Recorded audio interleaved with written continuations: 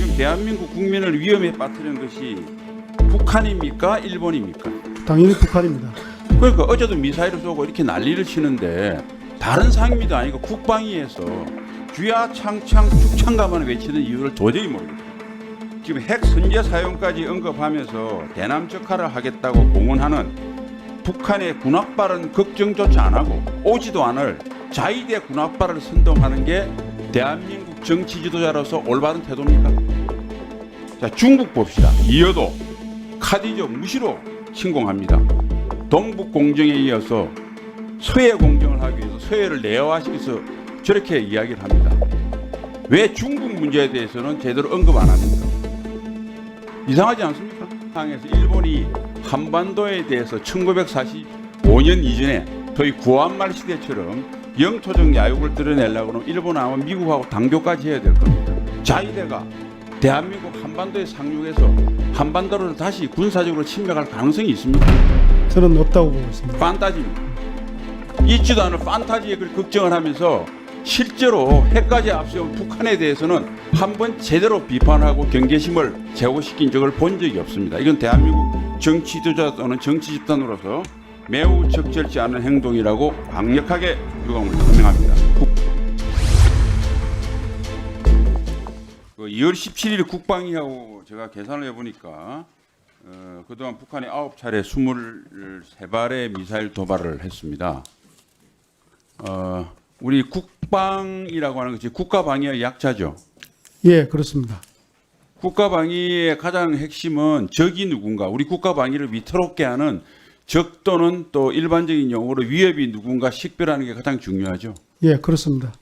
지금 대한민국 국민을 위험에 빠뜨리는 것이 북한입니까? 일본입니까? 당연히 북한입니다. 그러니까 어제도 미사일을 쏘고 이렇게 난리를 치는데 다른 상임위도 아니고 국방위에서 주야 창창 축창가만 외치는 이유를 도저히 모르겠습니다. 장관님, 1848년에 존 템플이라고 하는 전 영국 총리가 국제관계에는 영원한 적도 없고 영원한 친구도 없다.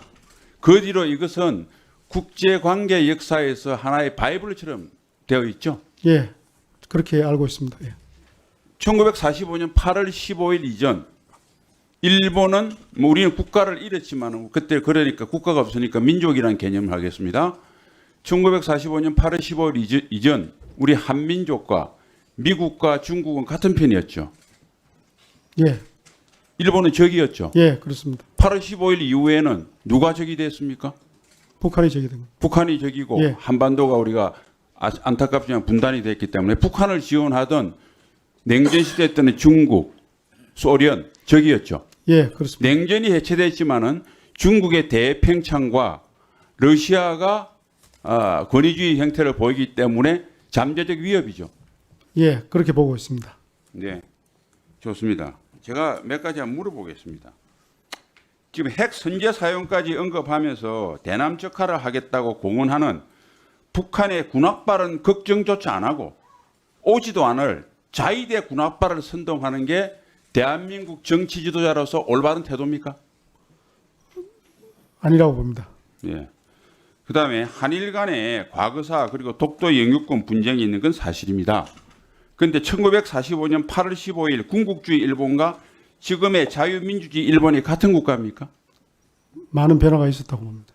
주변국에도 다 갈등이 있습니다. 그러면 자, 중국 봅시다. 이어도 카디죠 무시로 침공합니다. 동북 공정에 이어서 서해 공정을 하기 위해서 서해를 내화시켜서 저렇게 이야기를 합니다.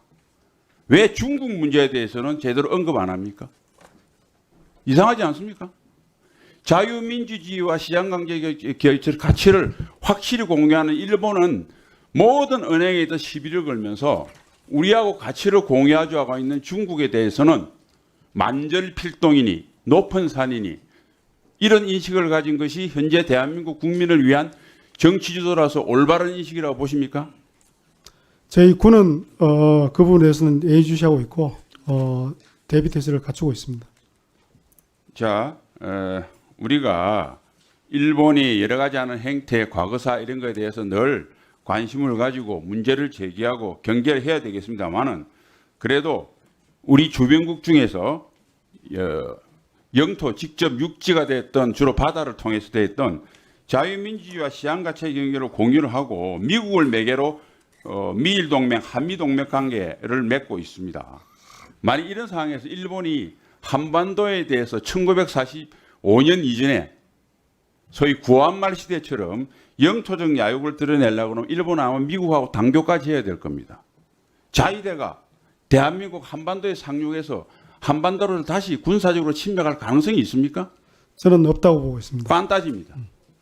있지도 않은 판타지에 걱정을 하면서 실제로 핵까지 앞세운 북한에 대해서는 한번 제대로 비판하고 경계심을 제고시킨 적을 본 적이 없습니다. 이건 대한민국 정치 지도자 또는 정치 집단으로서 매우 적절치 않은 행동이라고 강력하게 유감을 표명합니다. 국방위 여당 간사로서요.